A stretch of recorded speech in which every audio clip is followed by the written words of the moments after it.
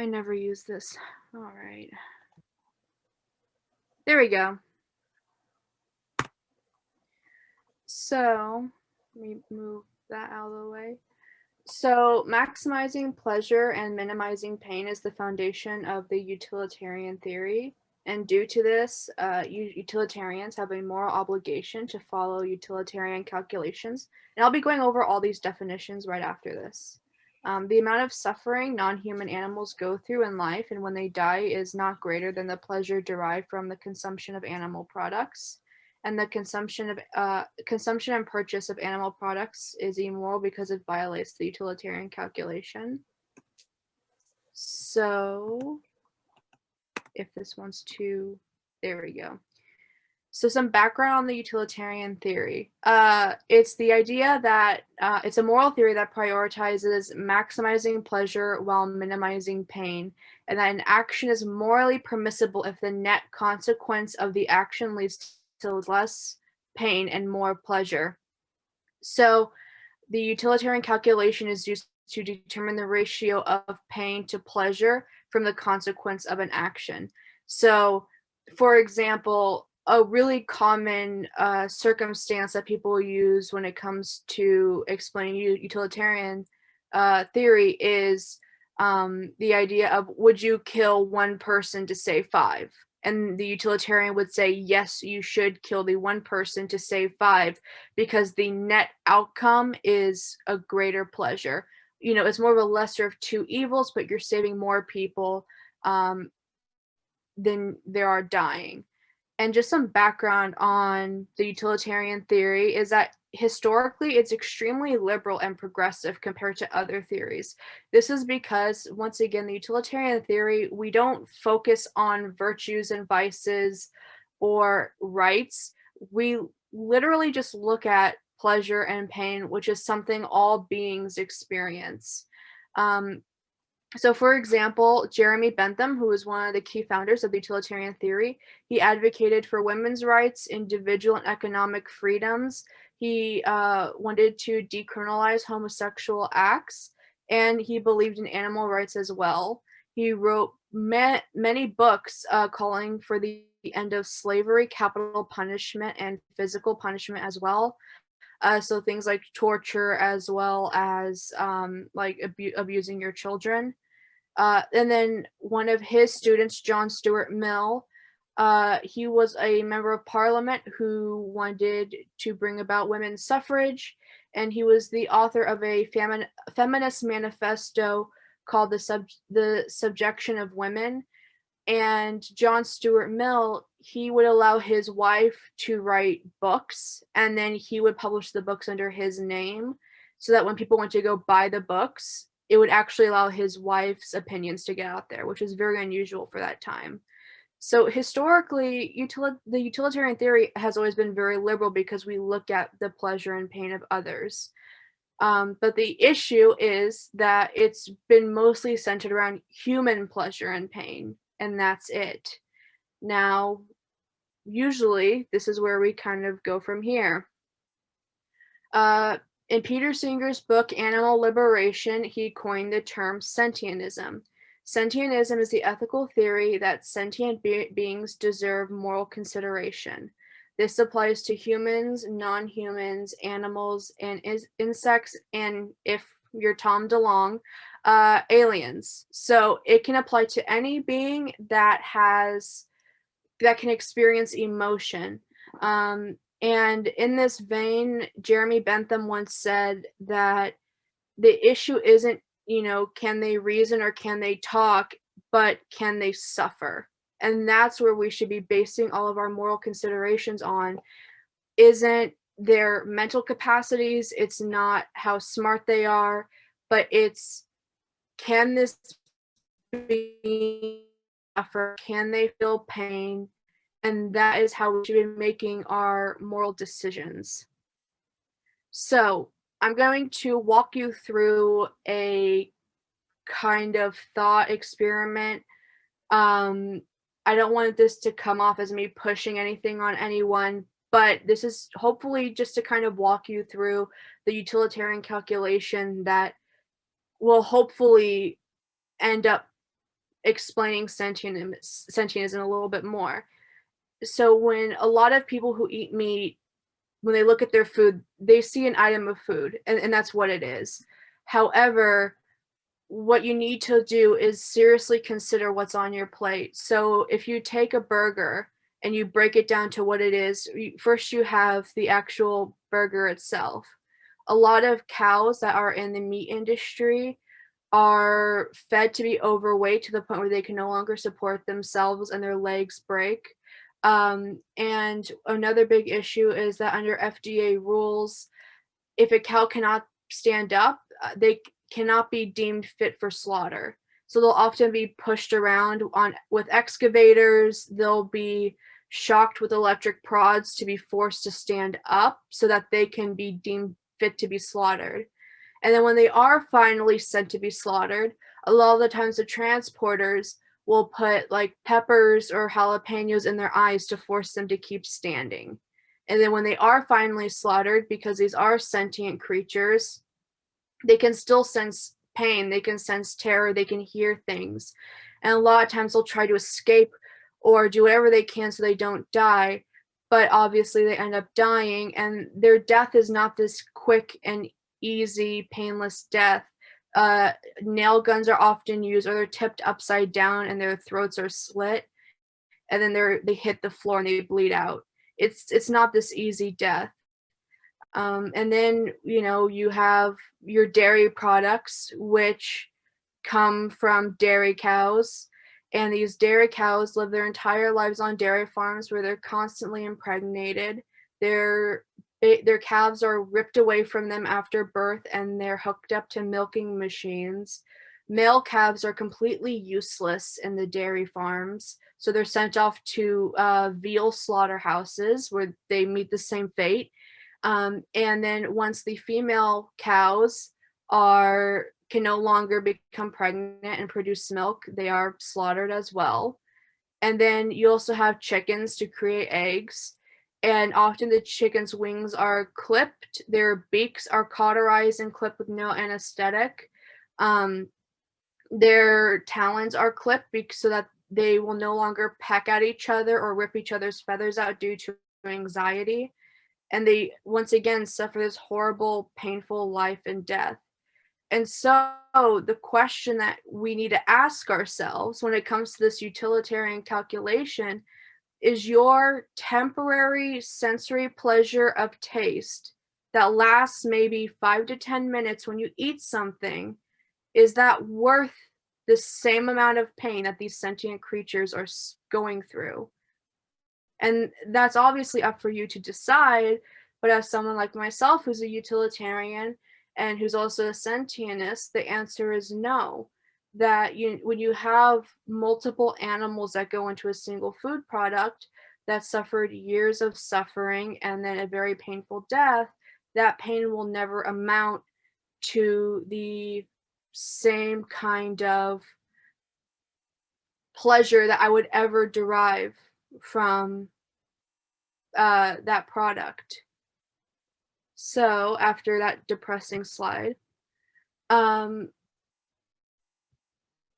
this violates it, like I said, because the net amount is not pleasure, it's pain.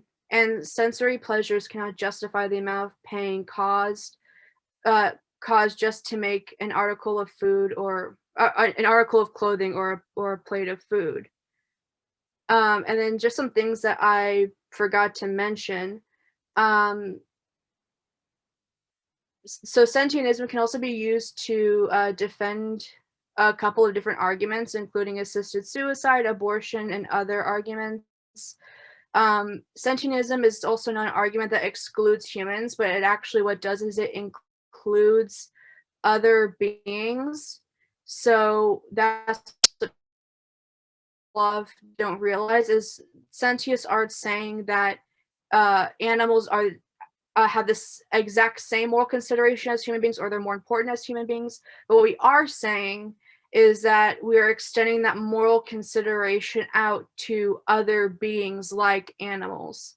Another thing that I do want to mention is that all sentient creatures have an interest to avoid suffering. And this is because suffering and enjoyment are prerequisites for interests. So if a being has an interest to not suffer, then we should not be forcing that upon them. And then these are just some common objections. I wanted to make my presentation pretty short because I find that letting people ask questions is probably the easiest part because this argument's so large. So that's kind of it. And I thought that after this, I just let anyone who wants to ask questions go ahead and do it. Feel free to ask whatever you want. That's it. All right. And yeah, shall we leave this slide up just to have it? Sure. Okay. For now, we'll just leave that. I have a raised hand in the chat from Rex. Please, by all means. So, I like the way you put it, but I have to wonder, the example like with the factory farms and such, all the abuses and stuff.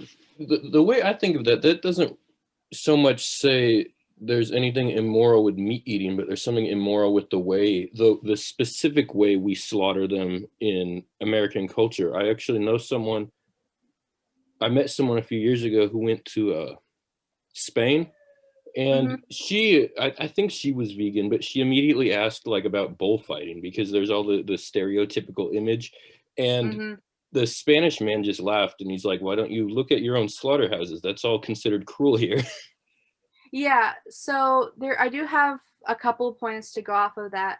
I have family that literally lives in the middle of nowhere. They hunt their own food because that's just how they choose to live.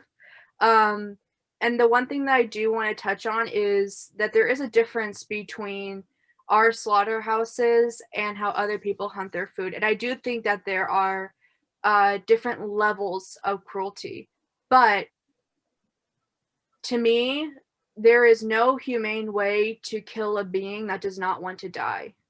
And that's the way that it is that these animals do not want to die. They would preferably want to live out their lives happily. And the fact is that you still live in an American society, obviously California. You live in an American society where when you go to the store and you buy a piece of meat, it is coming from a slaughterhouse. And the fact is that a lot of slaughterhouses that are deemed, humane or whatever it is, usually those titles are bought. And if you're kind of interested in the backstory of that, you can watch Seaspiracy on Netflix. It goes into how people buy I guess they buy the logo for like ethical tuna or something like that. But what ends up happening is when people go to catch tuna, sharks and whales and dolphins get caught in the net and dying. But the fact is that they can buy this logo basically that gets put on their tuna, and everyone thinks that it's this ethical form of getting it where no other creatures are being harmed. But then when they filmed this documentary and they saw that all these other sea creatures were being harmed, not only that, but the bottom of the ocean floor was being destroyed. No, it wasn't. It's not this ethical form of catching fish. And so, we can say that, oh, well, I'm buying this meat from this humane farm where they slaughter their animals in a very humane way. But the fact is you can't humanely kill an animal because they're still dying. And farmers still have one main goal in mind, and that's profit. So they're not going to do it in the quick way because that's probably going to be too expensive. They're going to do the most cost-effective, profitable way, which is usually, and I hate to get too graphic here, but it's, slitting their throats or doing something really harsh. And I think that's something that you kind of have to consider is, either way, this stuff is still happening. And so if you really do want to avoid this, I guess the best thing you can do, if you, like, let's say you really wanted to have eggs and you felt like you really couldn't live without eggs, get your own chickens, because then you know exactly where they're coming from and you know you're not going to kill them. But it's really hard to escape that because you don't know if a humane sticker is being bought or what the conditions actually are inside these farms. Daniel? Can you guys hear me? Yeah, I can. Okay, because his internet, my friend's internet's spotty. But my question, I guess, is just sort of a Oh, you cut out for me. sort of ethical consideration right now is to be vegan, or just generally across the board. Like, there's no sort of like, even if we're getting like totally conceptual, there's no like at all even vaguely feasible down the road path where it would be acceptable to even like occasionally eat meat. Like, where do you personally draw things? So that's actually a really interesting question. So I believe that human needs come first. And I know that sounds like I'm contradicting myself. Let me just explain. So I believe that we need to put our needs first. However, right now there is no evidence showing that you need to eat meat to survive in a daily life. There's plenty of evidence from the American Cancer Association, the American Heart Association, the NIH, the NHS, the American Academy for Nutrition and Dietetics, so many others saying that a vegan diet is totally healthy. And I promise I'm going to make this point. When back in the Neanderthal days and, back when we didn't have modern technology, obviously we had to eat meat. We had no other source of protein and calcium and all this other stuff. We had no other option. So, and we weren't killing animals in this mass way. So that's a different scenario, right? However, today we live in a society where I can go, down to the store and I can buy either a Beyond Burger or I can buy meat from a traditional animal. So now we have these options where you can make that ethical distinction and you can make that ethical choice. And so we no longer are forced to have that option. Now, however, and I'm going to bring this up right now just because I feel like I need to, obviously a lot of people like to say, well, what would happen if you were on a desert island and would you kill a pig to survive? Yeah, obviously I would, because you have to put your needs first and you have to survive. But we don't live in a society where we need meat to survive anymore. Now, however, you might find this interesting. There are some labs creating meat that is not from animals. So they're taking the proteins from meat and they're growing it, and then they're basically, I don't know the correct terminology for it, I guess they're printing it, but they're printing steaks and bacon from the proteins that they get from meat, but they're not killing animals from it. And there's actually a ice cream company now at Sprouts, God forbid if I can remember the name, but they took the what's it called? The main protein in milk, and they fed it to algae and other bacteria, and then that bacteria mass produced it, and then they filtered it out, and then they were able to make their own milk for the ice cream without going to cows. So it is possible, and I have no issue with that because you're cutting out the animal cruelty. So if we can create dairy products and animal products without needing animals or animal cruelty, I am the first person to be all for that. My issue is the animal cruelty, that the fact that we're exploiting these animals when we don't need. And I don't, to sort of maybe a little more clarify part of what I was getting at, like let's say we have reduced demand such that like factory farms aren't really sort of in existence, and so like like I don't know, sort of like a cheeseburger would be a rarity because there wouldn't be a lot of available meat because we would only be using animals that, were near the end of their life anyway, sort of thing. If we genuinely got that far, would you personally, would that be okay? Or like if I had my own chickens or whatever and I gave them a good life, but at the end of their life, they die, and then I have chicken. Like this feels like I'm trying to make an obnoxious question. I promise I don't mean it like that. I'm just trying to judge, like, because I hear No, it's fine. Yeah, so I mean, like, let's say you had chickens and then one of your chickens died of natural causes and you ate it. I wouldn't have an issue with that because you didn't harm the chicken, right? It lived out its life happily, it's that I find that fine. Again, my issue is killing an animal that has no interest in being killed. That's where I draw the line. Your question kind of reminds me of the altruistic argument that hunters make, where they say we're saving animals from a life of, pain and suffering and sickness, but then they'll literally go out and kill the biggest, strongest buck that they can. It's kind of like you're not going after the sick, weak ones, you're going after the biggest one that you can. It's not an altruistic argument. You're going after the top of the food chain.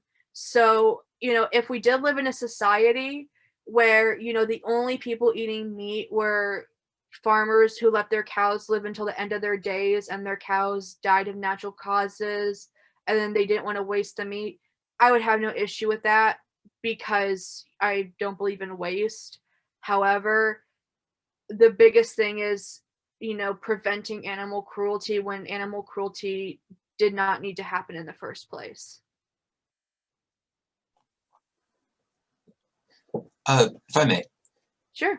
One common critique of utilitarian ethics generally, even where it's only considering human well-being and happiness, is its consequentialist nature in some circumstances. And presumably, if we're using utilitarian arguments for animal agriculture, we should be using utilitarian arguments in other domains. That's the complete science framework. But if we do that, however far we extend this logic, then it puts a lot of demand on societies, on governments, on individuals to predict outcomes accurately, or else have done the wrong thing. Yeah. And the issue, and that is a logistical stumbling block, but it becomes a lot more oppressive, a lot more not dangerous, but a much larger stumbling block when we include species other than humans. Like, frankly, humans are complicated enough without taking everyone else into account, right? Mm-hmm. So, what we would want, what we would want, just to establish before that, is to have some kind of threshold below which or beyond which a living thing that is alive isn't worthy of moral consideration at all. It doesn't factor into the calculations that we have to make to stay ethical. Mm-hmm. For example, you talk about I list this just to get at what I mean. We talk about like culturing meat cells and using bacteria to mass produce milk that isn't milk. We can also talk about biofuels and stuff like that. Similar process where we're utilizing bacteria, much of which leads a highly unnatural life and does die at the end of it. Mm-hmm. Theoretically, under Sentientism, since we don't really know which animals it can feel pain and to what extent, and we may have no way of finding that out objectively, we would how would you propose that we sort of formally delineate what is worthy of consideration and what isn't worthy of consideration? Is there some kind of is there a more sort of nuanced threshold in sentientism that we can point to for that? Yeah. So right now with sentientism, it's pretty, I don't want to say broad because that's not the right word. It's just kind of anything that has a consciousness or anything that has an ability to suffer. That's who deserves moral consideration. And as far as we know right now, and of course, you know, it can be next week, you know, some news article may say bacteria have the ability to feel pain, and that might change my opinion. But as far as we know right now, bacteria don't have the ability to suffer. And so where I would draw the line right now is, you know, if these animals like cows, chickens, pigs, you know, octopi, you know, these animals have this ability to suffer. They have the ability to feel pain, and they have the ability to have fear and all these other cognitive abilities. They deserve moral consideration. And the big thing here, and I meant to touch on this a little bit and I didn't, is the distinction between moral consideration and equal rights. And the reason why I say this is because I think a lot of people think when sentients talk about giving animals liberation, we are talking about letting them roam free in the streets and do whatever they want, and that's not true. But what we are saying is, you know, letting them live out their natural lives. And I hope I'm kind of getting at what you're talking about. But where I would draw the line is, can this being suffer? And because that's what we're talking about, is can this being suffer? If they can, they deserve moral consideration. And that's where it is. And so if next week we find out bacteria have the ability to suffer, then they deserve moral consideration. And obviously no one's going to be perfect. I mean, I obviously step on a bug once in a while. We can't constantly be checking everywhere we walk, but there's a lot of things that we can do to make quite a bit of headway in that. All right. Being that this is sort of in my head, I'm thinking that the presentation hasn't really ended yet. We're just in the Q&A portion. Mm-hmm. Do we have any other questions for our speaker? I have another question. Sure. So, I really liked your presentation. Usually whenever I've had in the past, whenever I had a discussion on animal products and veganism, there's always somebody who brings up the situation of animal testing. Because here, when it comes to animal products, we're mainly focusing on animals that are harmed or slaughtered, whereas with animal testing, people in labs, they often turn to animals to test on them, and they do that to protect or to refrain from using humans to experiment and to test on. And so I was wondering what you thought of that. Like, do you think it's justified to put animals through harm just so we can protect ourselves? Or I was just wondering, since it's just something that's always come up every time I've had a discussion about animals or something. Yeah, I mean, animal testing is one of those things that it's kind of hard to put your finger down, because obviously we don't want to put a ton of humans through pain as well. But there are some things that there, how do I want this? There is evidence that animal testing just in general doesn't work. So Right. I sent William this, and I will be happy to put the link in this into the chat when I find it again. But the NIH came out with a study where they found, I might butcher the number off by a couple numbers, but it'll be in the ballpark. I think it was 85-ish, 85% of tests that pass animal testing fails the human trials. So it's like a huge majority. So it's like, oh, you know, all this testing, it passed the animal trials, but then it fails the human trials. And it's so glaringly obvious because a mouse is not the same to a human being, right? You know, we have different immune systems, we have different bodies, our organs are arranged differently, we have different neurological functions, all this kind of stuff. And so it's a really big thing to consider when we're talking about animal testing. And another big thing is there aren't really a lot of restrictions when it comes to animal testing. So a lot of the time when people put in requests for a certain number of animals for testing, they will do the most ridiculous tests on them. So let's say they're testing out a new asthma medication. They'll do drown tests on mice. They'll just put mice in tanks of water and see how long it takes them to drown. And to me, it's like, okay, what does this have to do with the medication? How does a mouse drowning help you determine whether or not this medication is going to help human beings? So I think the issue is that when it comes to maybe new medications, I can sometimes see the justification for animal testing, but the evidence just isn't matching up to where I see where it's necessary. And I will be the first person to say, I don't know what the answer is. I really don't. I don't know if it's we have to develop some new system. We need to tighten restrictions on animal testing. We need to have, a bioethicist in the room saying you can't do that. I don't know what the answer is, but I know that what we're doing just isn't working based on the data that we have when such a huge number of tests are, flawlessly passing animal testing, but then just tank and fall, when it comes to the human testing, because then those same researchers have to go back to the drawing board, have to test on more animals. It repasses the animal testing stage, fails the human, and then that cycle keeps going. So it's kind of like, all right, well, the system we have now is not working. So right now, I would say, no, it's not ethical because we don't have a system that works.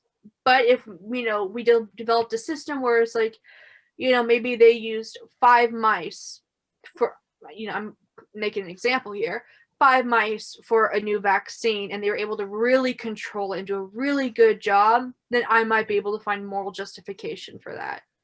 But the fact is that they put these animals through horrible tests, and they don't do it in a very ethical way. It's very torturous. And the fact is that a lot of our products that we use around our house are tested on animals when they don't need to be. I mean, I'm sorry, but toothpaste doesn't need to be tested on animals. My laundry detergent doesn't. And this is where I might get a little preachy, but even if after all that I've said you decide not to go vegan, this is a place where every single person can make a huge dent into saving animals' lives. Is when you go to the store, instead of buying Colgate toothpaste, you buy one that is not tested on animals. It's not much of a it makes a difference. It really does. So it's just making that consumer decision and letting these companies know, why are you still doing this? It doesn't make any sense. Right. Yeah, I definitely agree. All right. Do we have any other questions, or shall we move to the next bit? Even if you think they're stupid, feel free to ask them. Okay. So for the moment, and we'll come back to discussion, but the next sort of section, if you will, is the critique portion of the evening, where the idea is to make us better philosophers by better at teaching philosophy, rather, by criticizing the presentation as a public speaking piece. And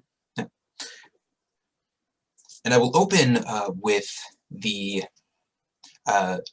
sort of the banal comment that sounds like it's coming straight from my parents, but one of the things that I notice is that the presentation, well, although this is totally warranted, has a sort of like confrontational air to it. Not less so than others, but more so than might be advantageous. If you're trying to convince somebody who is not already, on your side, making an argument to the effect of like argument rather that sort of tries to force me, right, to accept a certain level of guilt, which again is warranted, but is will not be effective, I think, as a as a way of taking somebody who is an omnivore, but not invested in the political issue of animal agriculture at the moment, so hasn't come down either way on this question, it really just hasn't thought about it, to say something like, would you allow your pet to be euthanized in a slaughterhouse? No, question mark, I didn't think so.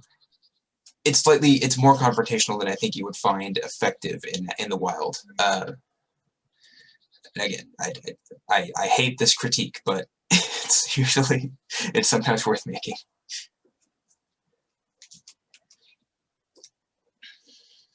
Overall, I like the piece.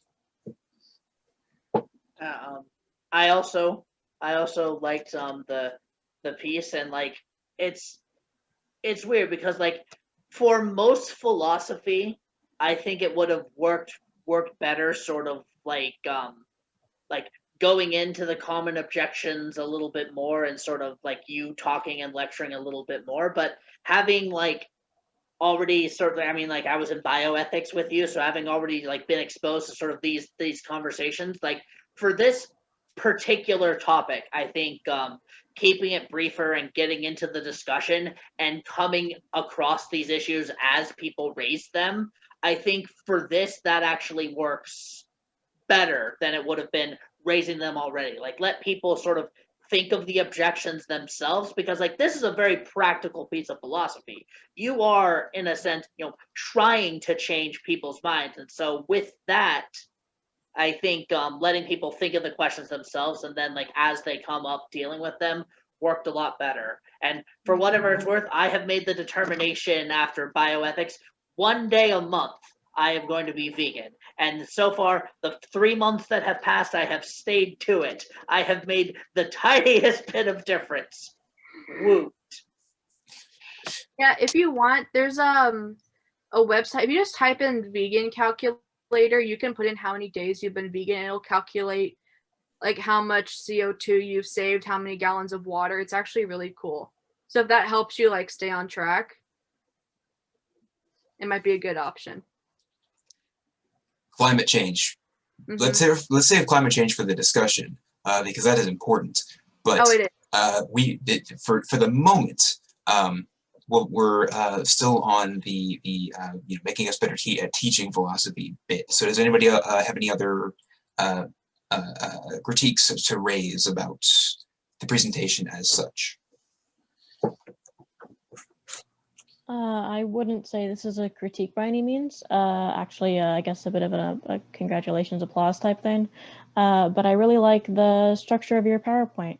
I think that it worked. I think at least for this topic, it worked pretty well. And as someone who does do PowerPoint, sometimes I feel like as a presenter, it can give me a second to take like a breath, instead of just rushing through like something. It's like, okay, switching slides, gotta like take a quick breath and just like.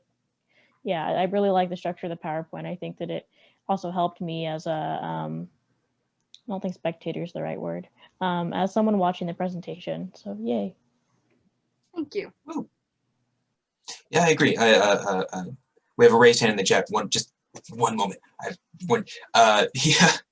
It sometimes happens that I'll receive a PowerPoint in the context of a presentation, and it will have all of the graphic or very exceptionally colorful pictures on it. If that when that happens feels very patronizing. Thank you for not doing that.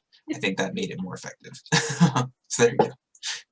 And Rex, there's a. So just real brief, and this isn't anything you hit or miss in the argument. It's just something that came to mind, but it's interesting because you point out the level of suffering and such that an animal may go through if you're killing it for meat. Something that came to mind when you're saying that, while I am not utilitarian myself, but in a number of traditional religious ethics, especially Buddhism and a number of Christian monastic scholarship, you see the notion that when you eat meat, it's not there for you. The animal's life wasn't there for you. And I think that's something that it came to mind when you were presenting that. Like, most people don't think that way in the 21st century Western world. Even many religious people think, oh, it's whatever. There's nothing in the Bible that says don't do this or that sort of thing. But what I'm getting at, I think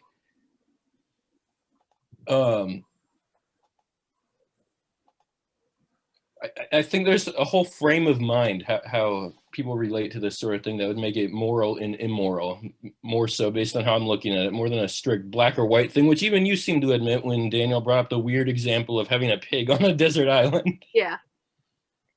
Yeah, I think this is definitely a subject that, and I will happily admit, a lot of vegans like to treat as a very strict black or white thing, and it's not. I lean more into like the dark gray area, where I do think there are exceptions.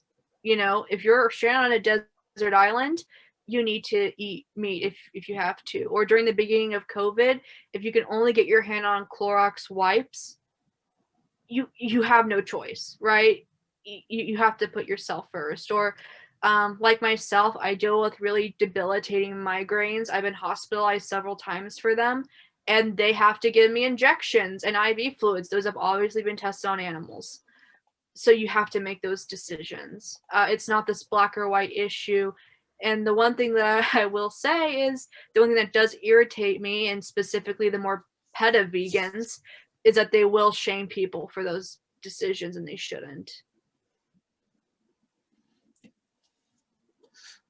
All right. Not that it will be a terribly, I don't know, formative change of topic for us, but let's go on to the discussion portion, which is worth having, because, oh my gosh, the utilitarian argument against animal agriculture gets a lot stronger when you take into account the effect on climate.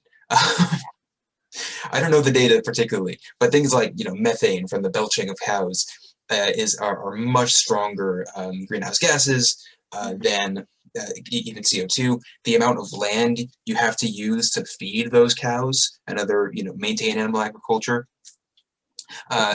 is significantly more than the amount of land you have to use to feed humans,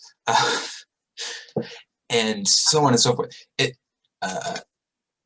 And let us not forget that the pesticides and fertilizers being used on that land sometimes wash into rivers and create I forget exactly what they're called. They're basically cesspits. Once you have bacteria form on the surface and all the living organisms underneath them die. So yeah. Yeah, I mean, climate change is a huge argument for veganism, but when I was doing this, I was thinking, I'm not going to touch that within a 10-foot pole with this thing, because it's going to be a 2-hour presentation, and I'm not going to do that to anyone. If someone wants to ask me about it, they can, but I'm going to keep this really concise, because I think that is one of the biggest, a really great argument is the fact that, you know, animal consumption is really bad for the environment. And I can't recommend the documentary Seaspiracy enough on Netflix, because they do go into the environmental impact of fishing and the impacts of mass fishing and all that kind of stuff, and how it damages the ocean. And without the ocean, we wouldn't survive. And so if you want to get into that, it's a very, very good documentary. But yeah, the fact is that animal agriculture takes a huge hit on the environment, and it's not a very good one. And if we want to really tackle climate change, one of the best things you can do is to really drastically cut down on your animal consumption and start swapping your food out. I mean, oat milk's pretty great, you know, it really is. Almond milk is excellent. I've become an almond milk stan. Another thing about, and it's related to climate change, is habitat loss from, not usually from animal agriculture, not always from animal agriculture. That there's like the famous example in Brazil with the Amazon, but that's not always the case. It's usually, and often, I would say more likely, more problematically, when people build cities, you know, and expand their suburbs into what would otherwise be woodlands, what would otherwise be natural environment. If you take this utilitarian framing, this utilitarian Sentientism, or sentientist utilitarianism, whichever it is, the impact of city sprawl becomes important, right? You have cases where you have the streets, the neighborhood has bisected what would otherwise be a natural forest. And that disrupts grazing patterns. It disrupts it can have an impact on migratory patterns. Floods happen in cities and will presumably affect the area directly around them. Things of that nature. So yeah, the loss and disruption of habitat is huge, and honestly taking the utilitarian framing seriously and trying to extrapolate from it. Almost everything that humans have done in the last 2,000 years, if not more, has been incredibly unethical. Yeah. Well, and that's the thing, is I think we have to realize that obviously the vegan argument isn't just animal suffering, it also has to do with the planet as well. And I'm not going to get too much into it, but even like the COVID-19 pandemic is a zoonotic virus. It started from animals and it jumped to humans. There are a lot of viruses out there that have manifested and jumped to humans because of animal consumption. And so, even if you're someone that says, well, I don't really care too much about the suffering of animals, but if you care about the environment and you care about human population, if you look at the data, it just does not look good at this point. That you really have to kind of look for patterns. And these patterns are, sadly looking at the fact that the rise in animal agriculture is seriously hurting the human population, but also the environment. Yeah, an issue that was raised by my once biology teacher is that in the same breath and for the same reasons, you have a mass extinction event happening at the moment that is basically unprecedented, even after the I don't know, extinction events that they call like the Great Dying in common parlance do not match, do not approach the level of the speed with which the Anthropocene mass extinction is happening.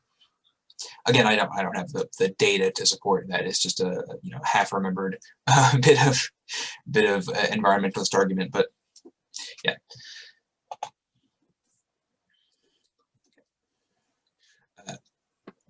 Not a question, but unfortunately, I have got to go now. But Taylor, you did great. I'll see everyone next week. Just want to say bye, everybody. Take care. See ya. Bye. All right. One down. For the moment we're still recording, do we have any other points of discussion we want to raise before I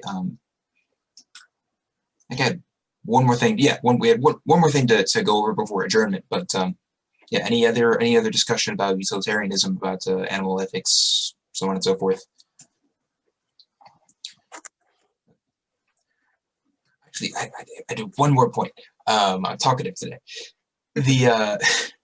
One of the objections that is raised to utilitarianism in general, so not as pertains to this, but it applies, is that theoretically you can have a situation where happiness overall, like the aggregate well-being in an area and population, is greater than some alternative, but only because all that happiness is sort of concentrated in one individual or a few select individuals. This is a problem endemic to like Mill's argument that he brought up. Yeah. When he talks about utilitarianism, how it justifies capitalism. Mm-hmm. That sort of concentration of well-being that makes a situation utilitarian in the utilitarian light good, but not in a not in the sort of conventional intuitive sense where we would generally prefer that some level of egalitarianism. We haven't really addressed that, but it's like what that suggests, right? But that the dynamic that objection reveals is that you could theoretically have a situation where we enjoy animal product consumption so much that it actually does outweigh their suffering, right? And if So- if somebody were to like make the descriptive argument that that's the case, it would be potentially a strong objection. Yeah, so I mean, I personally, because I consider myself a utilitarian, but I very much am on the Jeremy Bentham end of utilitarianism, and he was much in favor of one being counts as one. So the idea that my pleasure is no more important or my greater than your pleasure, and so. And my pleasure and pain is no more important or greater than, you know, a cow's pleasure, right? So it kind of fixes that concentration idea. So, and actually, you know, and I'm probably saying this is going to get recorded, and it's going to get recorded. I am not a fan of capitalism. I'm actually a little bit of a Marxist. And so, you know, the fact is that when you look at Bentham's version of utilitarianism, which is one counts for one and only one, you eliminate the idea of like that really concentrated form of, well, these three people are really, indulging in this pleasure. And so it justifies, 10 cows being slaughtered. Well, under Jeremy Bentham, that's not true, because one human being has the same pleasure count, I guess, as one cow. So their pleasures are the same. That's why he was so against slavery as well, because it did not matter how much pleasure the slave owner would get from, using the slave. The pain from that single slave was far greater than the pleasure from the single slave owner. So it's one always counts for one. And so it kind of eliminated that concentration. And I think Jeremy Bentham was also against capitalism as well. He was much more in favor of a socialist mindset. That's one thing I can't afford to touch with the 10-foot pole. Not in this context, because there is so very, very much. But okay, yeah. Not because there isn't more to discuss, but because we are at 8:03 p.m. Pacific Standard Time. The only other thing I wanted to sort of touch on just before we end the meeting officially, and maybe talk afterwards, unrecorded, is what will we be discussing or doing next time? Camille, have you heard back from Professor Paletti about potentially presenting for us? Yeah, so, sorry, last week, right after our meeting, I emailed him about the possibility of him being a guest speaker for next week, but I haven't gotten anything back from him. Okay. So I'm assuming that, I'm not sure, when should we wait until, how long should we wait until we decide if somebody else is going to present? Because I can present next week if he won't be able to make it, unless or like somebody else could present but I volunteer. I think it's sort of most in line with the. Oh, hang on, one more thing in the chat that I missed. Sorry, Rex. Epicurus said, "Lack of suffering is the ultimate pleasure." Might be a sort of solution. I thought about that too. Like you can sort of program utilitarianism, right? You can have a set of individuals, each of whom can only be, I don't know. If you say that each individual can only be so happy, so you can't possibly have a situation where many people one person can outweigh many. Then I don't know. We can work this calculus out in different ways. If you define pleasure as a lack of suffering, that's a little bit odd, just because of the consequences that follow it. But we can talk about that in a moment. For the purposes of the club, I think it is most sort of in line with what we're trying to accomplish if we sort of cycle through our members so that we don't have like repeat presentations. And I think I presented first of all, and Taylor presented today, of the people volunteering to do it. Camille, you are so far the only one who has not presented. So if we don't have Professor Paletti for next week, I would wholeheartedly endorse your doing the presentation instead. All right, sounds good. Should we sorry, I don't know how to word this, but should we wait a little bit before he wait for him to respond, or should we just kind of officialize, you know, my presentation for next week? I think let's wait for the moment, only because I know that all professors for the next for next week more than, or for the week for next week, for the weeks following next week more than probably for next week, professors are going to be preoccupied with grading and so on and so forth. Right. Final exams, having papers being turned in, and that sort of thing. I don't think Professor Paletti's in that situation for this next week, but the weeks after that get progressively riskier. We may not even want to do philosophy club meeting because we might be also bogged down by schoolwork. So let's give them until like Monday evening, shall we say, to shoot us a response. Presumably, from the time he responds, he'll want some time to prepare, and that'll be true for you as well, I think. Right? So, yeah, we'll say we don't have to decide it now. Is what I'm saying, and we can wait just a little bit, but let's not wait too long, just so that you know in advance that you're doing a thing. I'm in his Monday class. I can ask him too. I am as well. Yeah. Let's conspiracy. I'm usually at work on Mondays. I think I'm at work on this Monday. Anyway, yeah. So we'll keep trying. But if he hasn't the time, or if he doesn't want to, then Camille, we would appreciate it greatly. Okay.